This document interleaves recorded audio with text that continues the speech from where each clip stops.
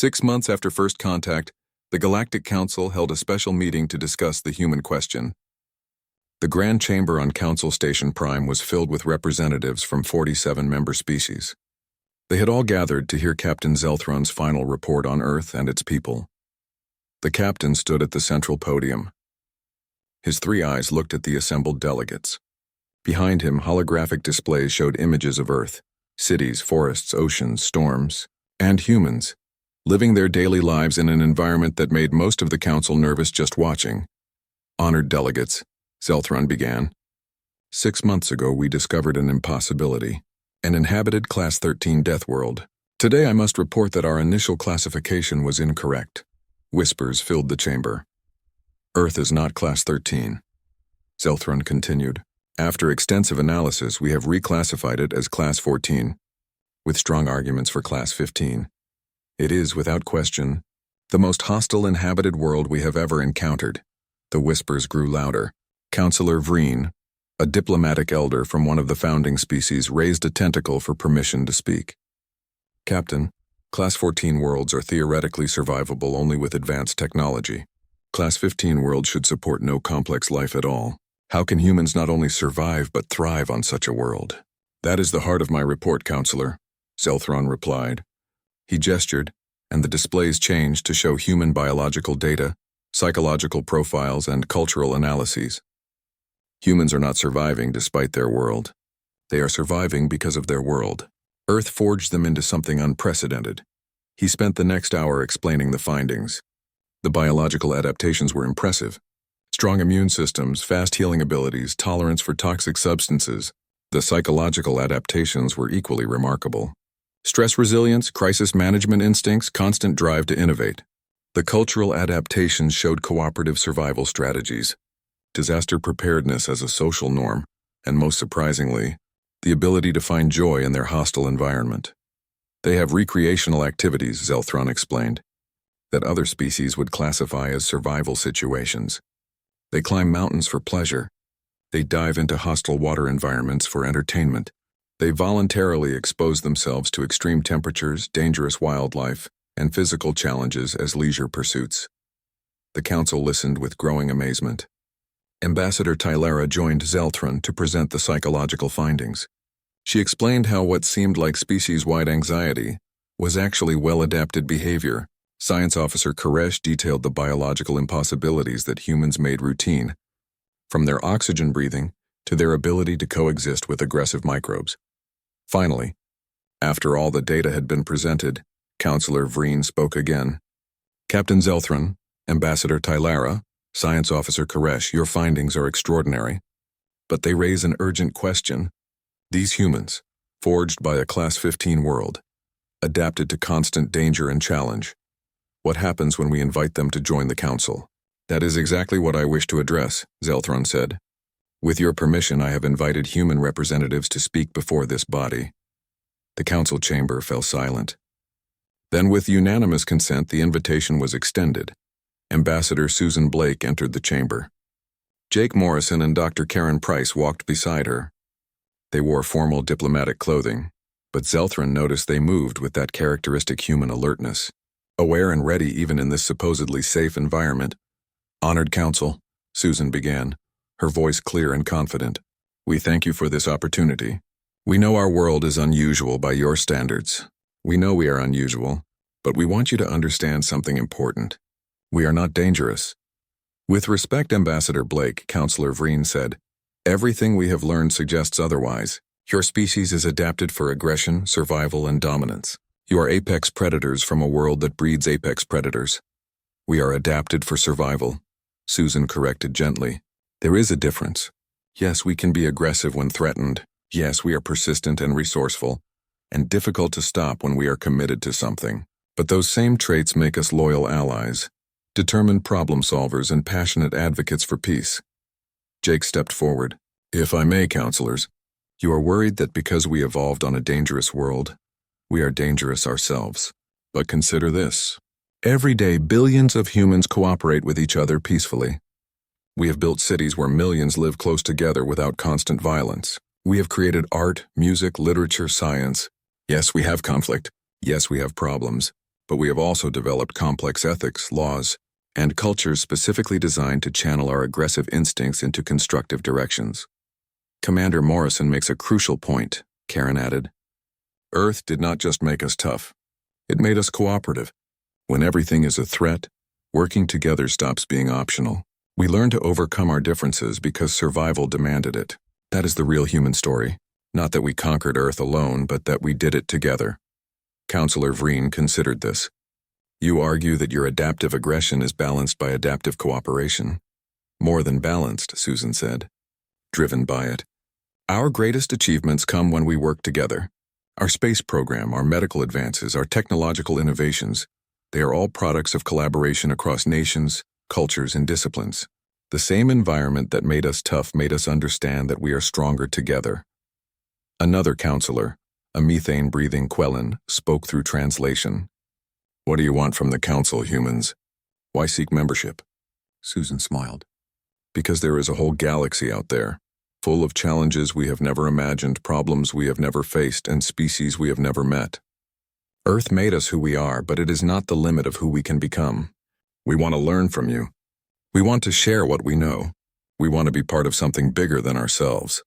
And, Jake added with characteristic honesty, because staying confined to one planet sounds boring. We are explorers, counselors. It is what we do. We push boundaries, we seek new horizons, and we do not stop until we get there. The galaxy is the ultimate frontier, and we would very much like to be part of exploring it. You seek challenge, Zelthron observed. Even now, when presented with the option of comfortable integration, you look for the next obstacle to overcome. Is that so wrong? Karen asked. Every species here achieved spaceflight because they were curious, ambitious, driven. We are the same. We just happened to develop those traits on a planet that required them for survival. The council chamber filled with discussion. Delegates debated in dozens of languages. Translators worked hard to keep up. Finally, Counselor Vreen called for order. The council must deliberate, Vreen announced. This is unprecedented. We have never encountered a species quite like humanity.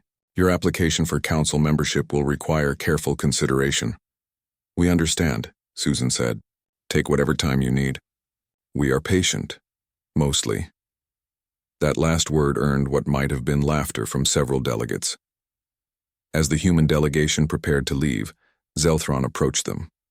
Ambassador Blake, off the record, may I offer some personal observations? Of course, Captain. I have studied 47 species in my career, Zelthron said quietly. I have seen the brave and the timid, the aggressive and the peaceful, the innovative and the traditional. But I have never seen a species quite like yours. You terrify the council, but you also inspire us. Terrify? Jake asked. You are proof that our understanding of what is possible is incomplete, Zelthron explained. You survived conditions we thought were unsurvivable. You thrived where we thought only death could exist. You force us to reconsider our assumptions about the limits of life, adaptation, and potential. That is frightening, but it is also exciting. What do you think the council will decide? Susan asked. Zelthron's 3 eyes gleamed. I think they will approve your membership. Because despite their fear, they are also curious. And because when I look at humanity, I see the future of the galaxy. Not because you will conquer us, but because you will challenge us. You will push us to be better, braver, more ambitious. You are the reminder that there are always new frontiers, always new possibilities. That is poetic, Captain, Karen said with a smile. It is also accurate, Zelthron replied. You asked why your world is classified as Class 14, possibly Class 15. It is because Earth is not just hostile. It is transformative. It takes life and forces it to become more than it ever imagined possible. Your planet is not a death world, Ambassador Blake, it is a forge. And you are what it has forged. 3 weeks later, the Council's decision arrived. Humanity was granted provisional membership, with a path to full integration over the next decade. The announcement was met with celebration on Earth and cautious optimism across Council space. In the United Nations headquarters in New York, Susan Blake stood with Jake Morrison and Karen Price, watching news coverage of the decision. We did it, Karen said softly. We are part of the galactic community. We are at the beginning, Susan corrected. Now comes the hard part.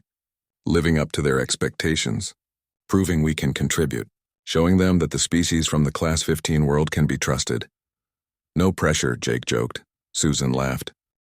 3 months after first contact, the Galactic Council had set up a permanent embassy in New York City. The building was specially designed to accommodate many different species with different environmental needs. Ambassador Tylara worked there, studying human psychology and culture. Today, Tylara sat in her office reviewing reports with growing concern. Her empathic abilities gave her unique insight into how people felt and thought. What she was learning about humans worried her deeply. She had called a meeting with Ambassador Susan Blake, the human representative, to discuss an urgent matter. "Thank you for coming on short notice," Tylara said as Susan entered with her aide. "Lieutenant Danny Cross, of course," Susan replied, sitting in a chair designed for humans. "Your message sounded serious." "It is," Tylara confirmed. "I have been analyzing the psychological profiles of your species. I have discovered something disturbing." "Ambassador Blake, are you aware that by Council standards almost every human would be classified as having a severe anxiety disorder?" Susan blinked in surprise. "I am sorry, what?" Danny leaned forward, equally confused. "Ambassador Tylara, I think there must be some mistake." "There is no mistake," Tylara said firmly. "Let me explain. On Council worlds, citizens experience what we call baseline comfort. They know their environment is controlled.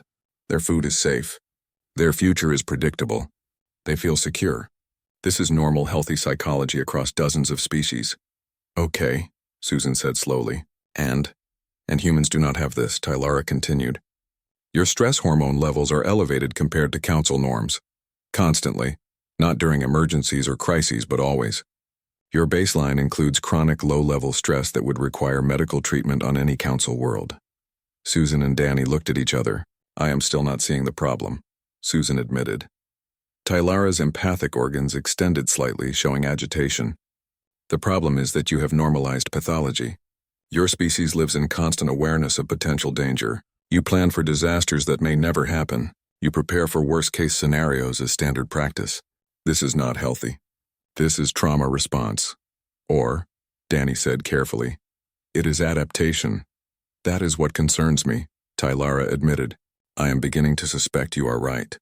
Let me share some specific examples that have alarmed our psychologists." She pulled up a holographic display.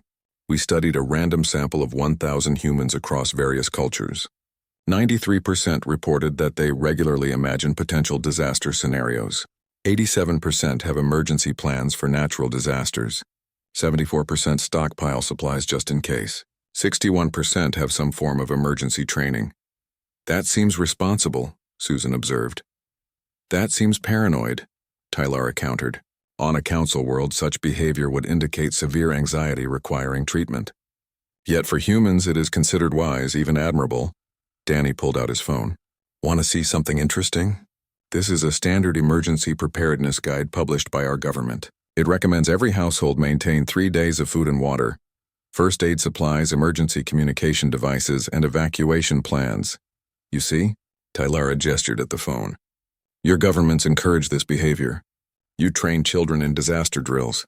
You teach them to anticipate catastrophe. By Council standards, you are teaching children to have anxiety disorders. Or teaching them to survive," Susan said quietly. "Ambassador Tylara, I think I see the problem. You come from worlds where the environment is stable and controlled, where disasters are rare enough to be genuine surprises. We do not have that luxury. Earth is unpredictable. Preparation is not paranoia for us. It is survival.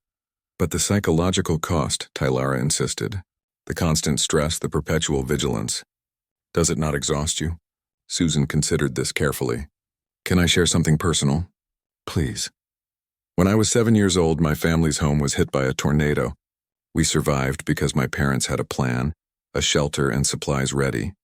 We had practiced the drill. When the sirens went off, we knew exactly what to do." Susan's voice remained steady. "That was not trauma. That was preparation saving our lives. The stress beforehand, the planning and practicing, that was the investment that paid off when it mattered. But you experienced a disaster that would be almost impossible on a Class 5 world," Tylara argued. "Exactly," Danny said. "That is the point. Your worlds do not require this kind of constant readiness because they are safe. Ours does because it is not. The question is not whether we have higher stress levels. It is whether those stress levels are appropriate for our environment. Tylara's empathic organs rippled with frustration and growing understanding. You are suggesting that what we perceive as pathology is actually adaptive psychology for a hostile world? Yes, Susan confirmed. And there is more to it than just disaster preparedness. That underlying stress, that awareness of danger, it drives us. It makes us innovative, creative, persistent. We solve problems because we are always anticipating problems. We push boundaries because we are used to environments pushing back. This is why your species achieved space travel so rapidly, Tylara said slowly. Most council species took thousands of years to develop interstellar capability. Humans did it in less than 100 years from your industrial revolution. Because we are used to hostile conditions, Danny agreed. We do not wait for perfect circumstances. We work with what we have and improve as we go. That is Earth training. Tylara was silent for a long moment. Then she pulled up another display. I need to show you something that has deeply disturbed our observers. We have been monitoring human entertainment media, okay? Susan was not sure where this was going. Humans create fictional scenarios of disaster, catastrophe, and extinction for entertainment. You have entire genres dedicated to apocalyptic scenarios. Zombie outbreaks, asteroid impacts, alien invasions, climate catastrophes, nuclear war. You consume these narratives recreationally. Danny laughed. Yes, we love a good disaster movie. This is not normal, Tylara said intensely. Council species avoid such content. It is considered disturbing, anxiety-inducing. We create uplifting narratives, stories of harmony and cooperation. But humans, you seem to enjoy contemplating your own extinction. It is not enjoyment of extinction, Susan corrected gently. It is enjoyment of survival against the odds. Those stories are not about dying. They are about living when everything goes wrong. They are about human resilience, ingenuity, and determination. We like them because they remind us what we are capable of. You use fictional catastrophes to practice for real catastrophes, Tylara said, wonder creeping into her voice. Basically, yes, Danny confirmed. Every disaster movie is a thought experiment. What would we do? How would we survive? It is mental training disguised as entertainment. Tylara leaned back, a gesture she had learned from observing humans. I came into this meeting believing I needed to recommend psychological intervention programs for your species. Mass therapy to address what I perceived as collective trauma. And now? Susan asked. And now I realize that what I perceived as trauma is actually triumph. Your species did not just survive Earth. You mastered the psychological adaptations necessary to thrive on a Class 13 world. The stress, the vigilance, the constant preparation, these are not disorders. They are tools, refined over thousands of years of evolution. So we are not crazy? Danny asked with a grin. Oh, you are absolutely crazy by council standards, Tylara replied, and Susan was pleased to hear humor in the ambassador's tone.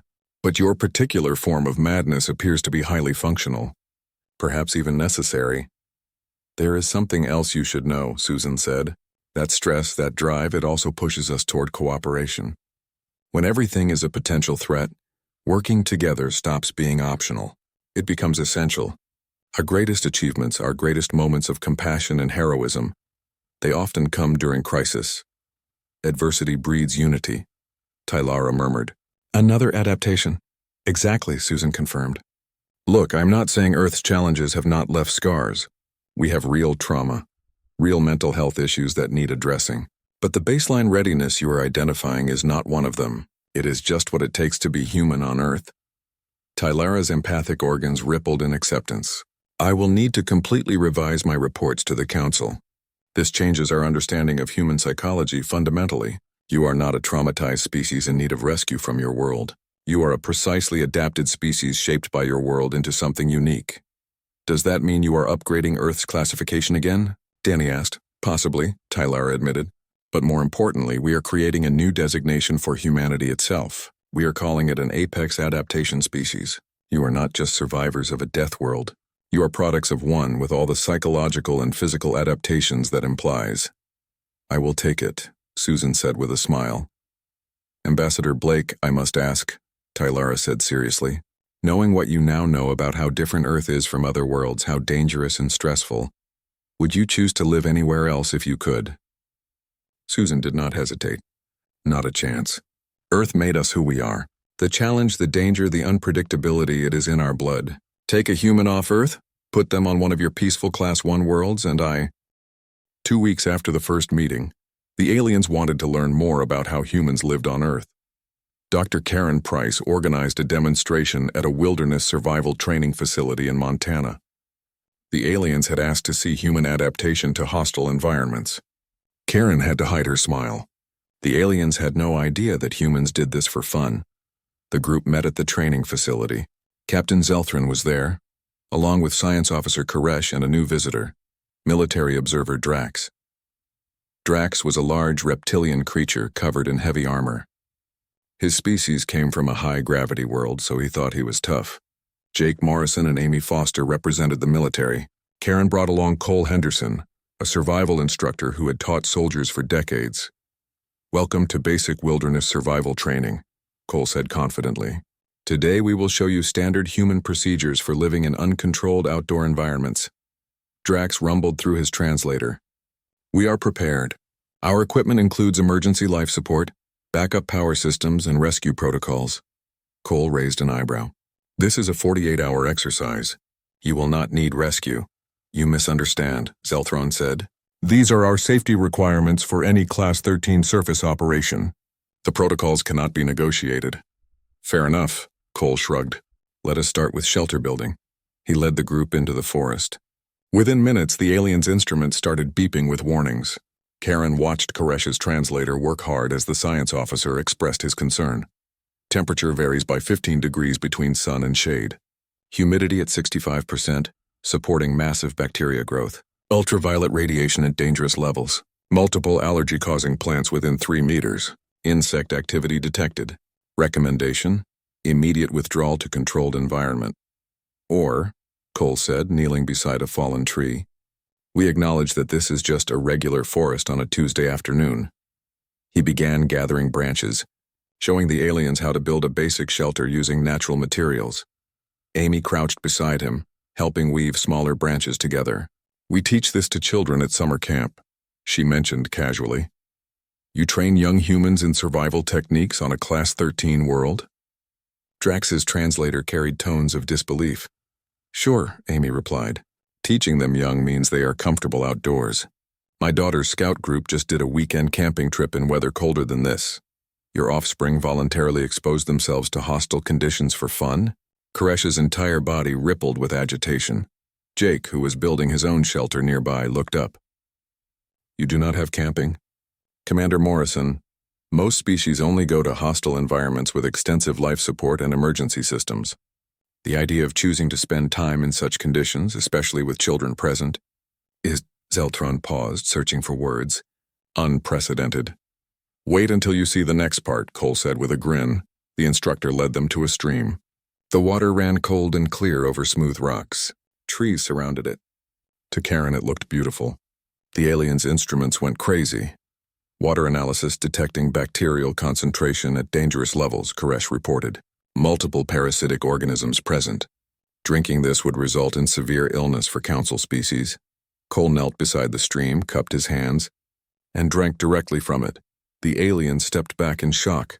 "That is unfiltered water containing active pathogens." Koresh's voice rose. "You could die!"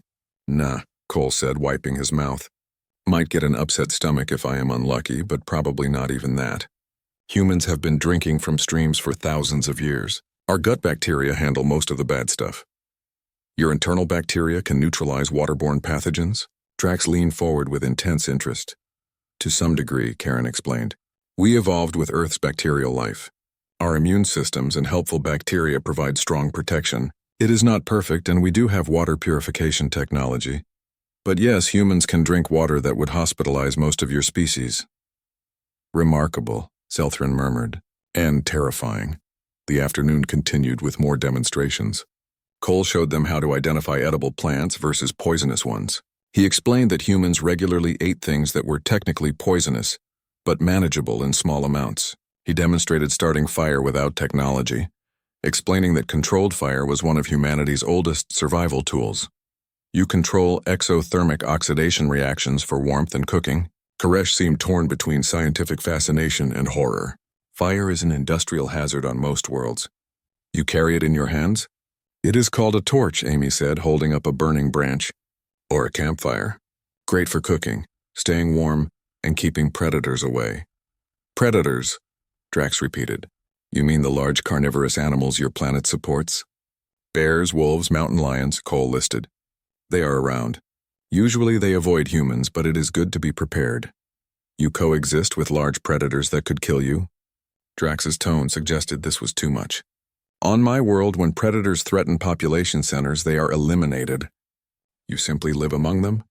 They were here first, Jake said with a shrug. And honestly, they are more scared of us than we are of them. Humans are the top predator on Earth.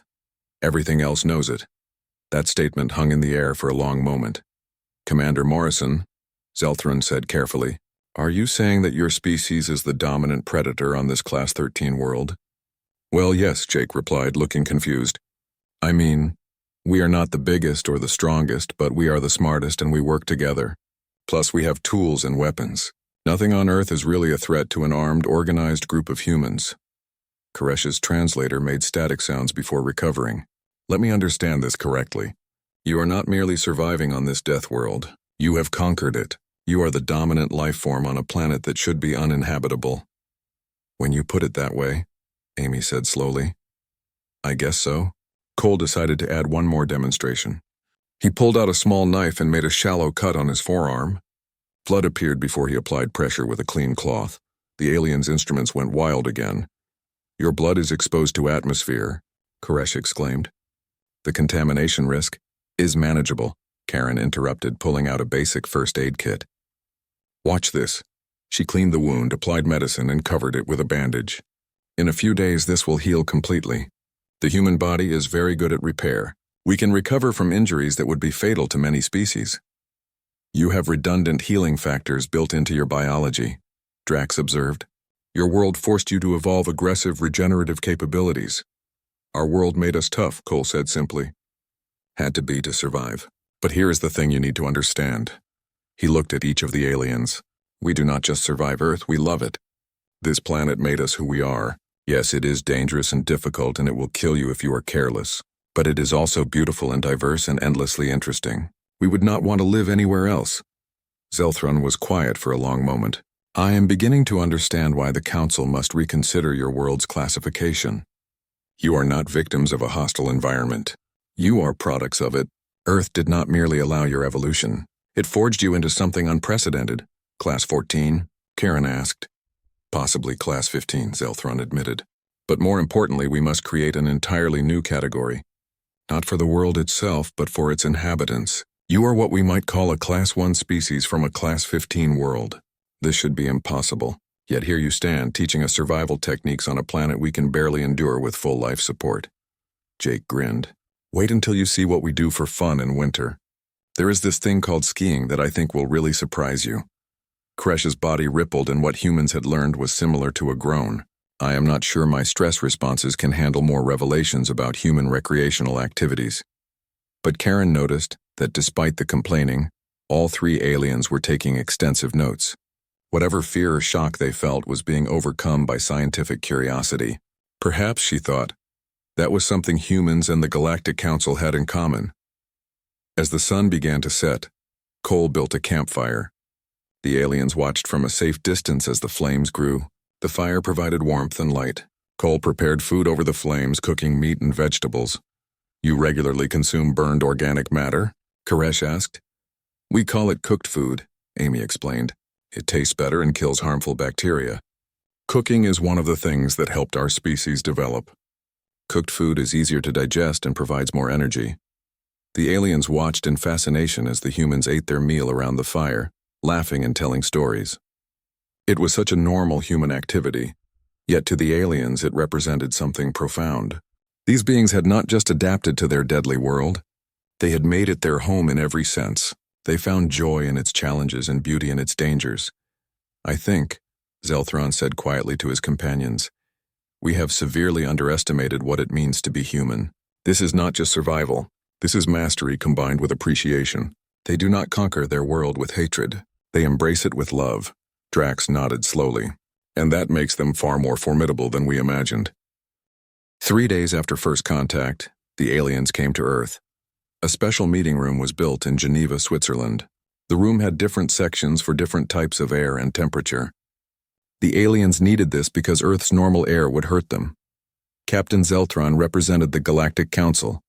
With him came Science Officer Koresh, who looked like a large slug, and Ambassador Tylara, a friendly diplomat with special abilities to sense emotions.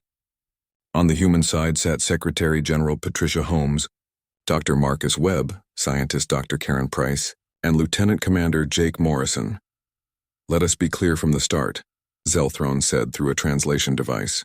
"When we say your world is Class 13, we are not insulting you. It is a safety rating. Class 1 worlds are paradise planets where life is easy and safe. Class 10 worlds are the highest level where most species can live naturally. Your Earth is Class 13. What makes it so dangerous?" Patricia asked calmly. Koresh made a gurgling sound that the translator turned into words. "It is easier to ask what is not dangerous. Let us start with your gravity.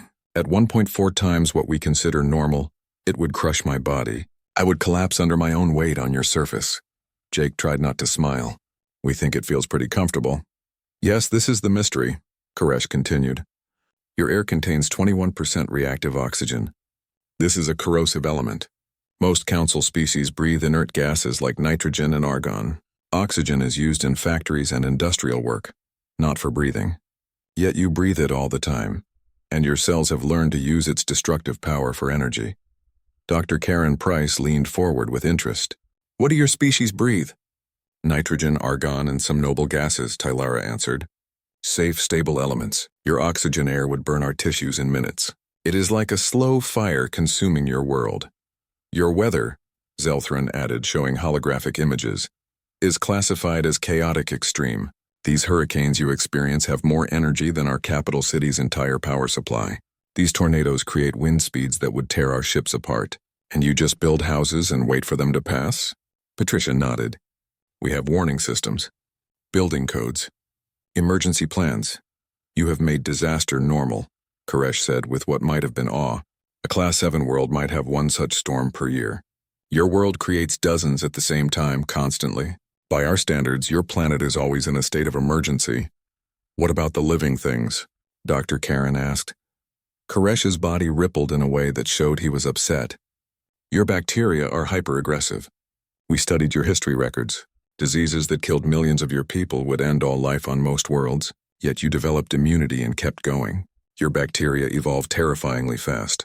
Your viruses change constantly. Even your plants make chemicals that are toxic to most galactic life." "You mean like poison ivy?" Jake asked. "We mean like almost everything," Koresh replied. "We tested samples of what you call common grass. It contains chemicals that would cause severe allergic reactions in 70% of council species. Your oceans have creatures with poisons strong enough to kill a Kree in seconds. Your insects carry diseases. Your mammals carry diseases. Your reptiles carry diseases. By our standards, everything on your planet is weaponized." A heavy silence filled the room. "There is something you are not telling us," Patricia said carefully. "You classified us as Class 13, but your scientists keep looking at each other nervously. What is really going on?" Zeltron's 3 eyes looked at each of hers. "The Deathworld Index only goes to Class 15. Class 14 and 15 worlds are theoretical extremes. We believed complex life could not exist there. After 3 days of studying Earth, we are uncertain of your classification." "Meaning?" Patricia pressed. "Meaning we may need to reclassify your world as Class 14, Tylara said gently. "And we are not completely sure it should not be Class 15. Jake felt a chill. "You are saying Earth might be one of the most dangerous planets in the known galaxy?" "Not might be, Commander Morrison," Zelthran said quietly. "By every measurement we have, Earth is already the most hostile inhabited world we have ever found. And you were born here. You evolved here. You think this is normal?" Dr. Karen laughed nervously. "What do your paradise worlds look like?" Koresh showed another holographic image. It displayed a peaceful landscape with gentle hills, calm blue skies, and quiet water. "This is a Class 1 world. Gravity at 0.6 of standard. Stable weather patterns. Very few microbes. No toxic plants. No predators larger than insects." "That looks boring," Jake said before he could stop himself. The 3 aliens turned to stare at him. "Boring." Zelthran repeated slowly. "Commander, that world has been home to 4 different species over the past 1,000 years. It is considered one of the jewels of council space. And you find it boring? Jake shrugged. No challenge. No seasons, no danger. Where is the excitement? Tylara, whose empathic abilities let her sense emotions, suddenly made a sound of realization. You enjoy the danger. Your species finds pleasure in overcoming your world's hostility. Well, yes, Jake said. We climb mountains. We dive into oceans. We jump out of aircraft for fun. We raft down rapids and ski down slopes and explore caves. That is just what we do. The three aliens looked at each other with what humans would call shock. Secretary Holmes, Zelthron said carefully, we may need to extend our cultural exchange program considerably. We suspect there is far more to understand about humanity than we first thought. Why? Patricia asked. Because, Koresh said, and his voice carried wonder mixed with fear. If you find Class 13 conditions boring, we cannot imagine what you might consider exciting. And that, more than anything, suggests we need to revise our understanding of what is possible. The meeting continued for several more hours. The aliens asked questions about human history, culture, and daily life. Each answer seemed to surprise them more. When humans explained that they had pets, animals that lived in their homes, the aliens were confused. When humans explained that some of these pets were descended from predators like wolves, the aliens were shocked. When humans explained that they also kept reptiles and spiders as pets, the aliens seemed to have trouble processing the information. You willingly share living space with creatures that could harm you? Tylara asked. They usually don't, Dr. Karen explained. We domesticated them over thousands of years. They are companions now. You befriended the dangerous creatures of your world, Zelthron said slowly. You did not just survive them. You made them family. When you put it that way, Jake said, I guess it does sound unusual. As the meeting ended, the aliens prepared to return to their ship, but Captain Zelthron paused at the door. Secretary Holmes, he said, I have one final question. If you knew how dangerous your world was compared to others, would you want to leave? Would you want to live on a safer planet? Patricia did not hesitate. No, Earth is our home. It made us who we are. The challenges, the dangers, the unpredictability. It is part of us. We would not want to be anywhere else. Zelthron nodded slowly. That is what I suspected. And that is what frightens us most. You do not see yourselves as survivors of a hostile world. You see yourselves as products of it. You are proud of what Earth made you. Should we not be? Patricia asked. Perhaps you should, Zelthron admitted. But understand, from our perspective, you are not just unusual. You are unprecedented. The galaxy has never seen anything like humanity, and we do not yet know what that means for the future. As the aliens left, Jake turned to Patricia. Do you think they will accept us into their council? Patricia watched the aliens walk away through the specially designed corridors. I think they are more afraid of us than we realized, but I also think they are fascinated. Fear and fascination together can lead to either friendship or conflict.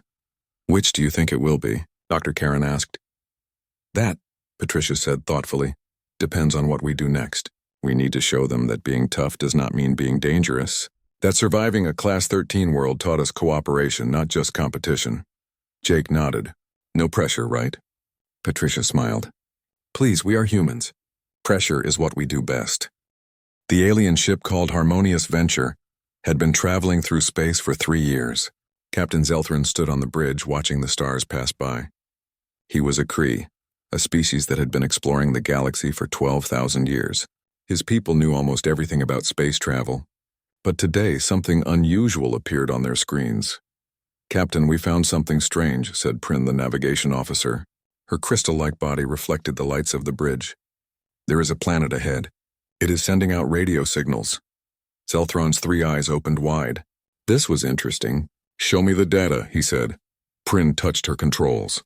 Numbers and images filled the main screen. The planet is the 3rd one from its star. A yellow star, nothing special. But the planet itself is very dangerous. How dangerous? Zelthron asked. It scores as a Class 13 on our Deathworld Index, Prin explained. Her voice sounded worried. The gravity is very strong.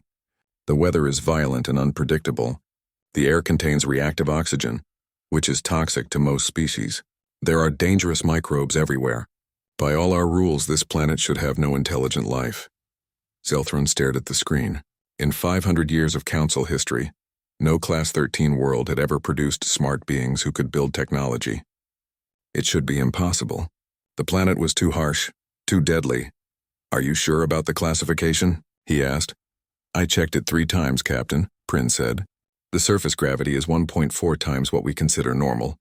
The air has 21% oxygen, which can corrode most materials. The bacteria are extremely aggressive. The weather includes lightning storms, spinning wind columns that destroy everything, and frozen water that falls from the sky. This world should be empty. No one should live here. But someone is there," Zelthran said quietly. "Someone is broadcasting radio waves. Someone has achieved space technology." He thought for a moment. "Begin First Contact Protocol Omega. If these beings survive their own planet, we must be very careful." On Earth, thousands of miles below, Lieutenant Commander Jake Morrison sat in a comfortable chair at the International Space Monitoring Station. He was drinking his 4th cup of coffee. It was a quiet night shift. His partner, Dr. Lisa Grant, was working at another computer, studying cosmic rays and other space phenomena. Suddenly, Lisa's screen filled with red warning alerts. Loud beeping sounds filled the room. "Jake, look at this," Lisa said. Her voice was excited but also nervous. Jake rolled his chair over to her station. He set down his coffee mug. "What do you have?" "An unknown object just appeared near the moon," Lisa said. She pulled up the tracking data. "It did not fly there. It just appeared. 1 second nothing, the next second it was there. The object is huge, about 2 kilometers long, and it is sending signals on many different frequencies." Jake felt his heart beat faster. He had been in the military for 20 years. He never really expected this to happen. "Are we sure it is not one of ours? Maybe Chinese or Russian?" "No way," Lisa said, shaking her head. "The engine signature does not match anything in our databases. Jake, I think this is real. I think we are looking at an alien spaceship." 30 minutes later, the command center was full of people.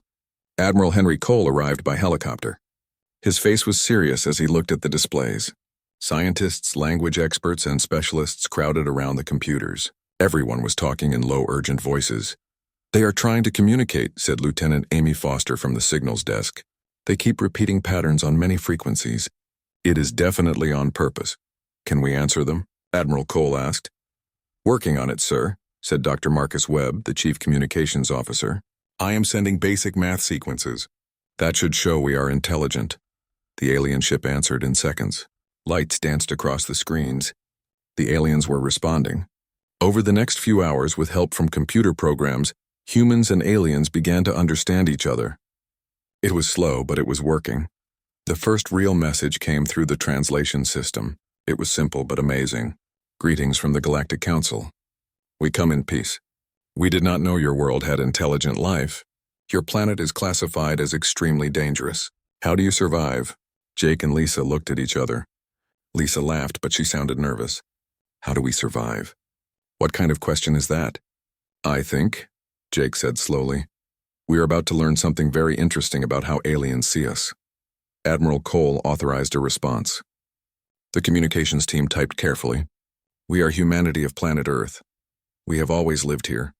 "What do you mean by dangerous?" The answer came back quickly. "Your world exceeds safety limits in every major category.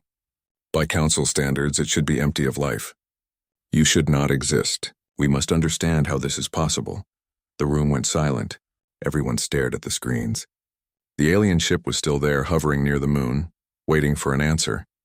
Jake looked at Lisa, then at Admiral Cole, then back at the screen showing the massive ship.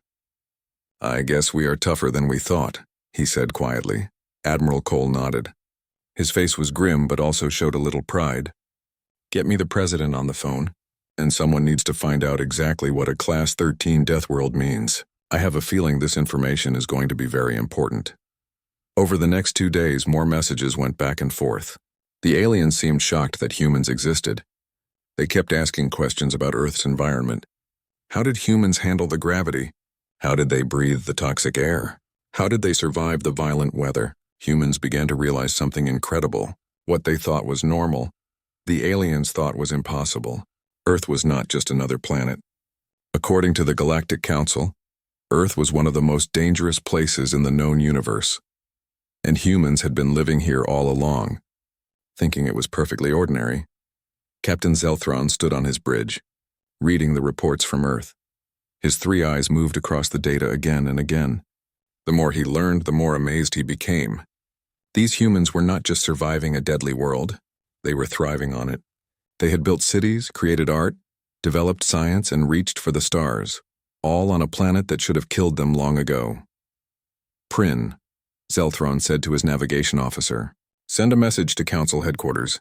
Tell them we need to revise Earth's classification. It might be worse than Class 13. Worse, sir? Prin asked.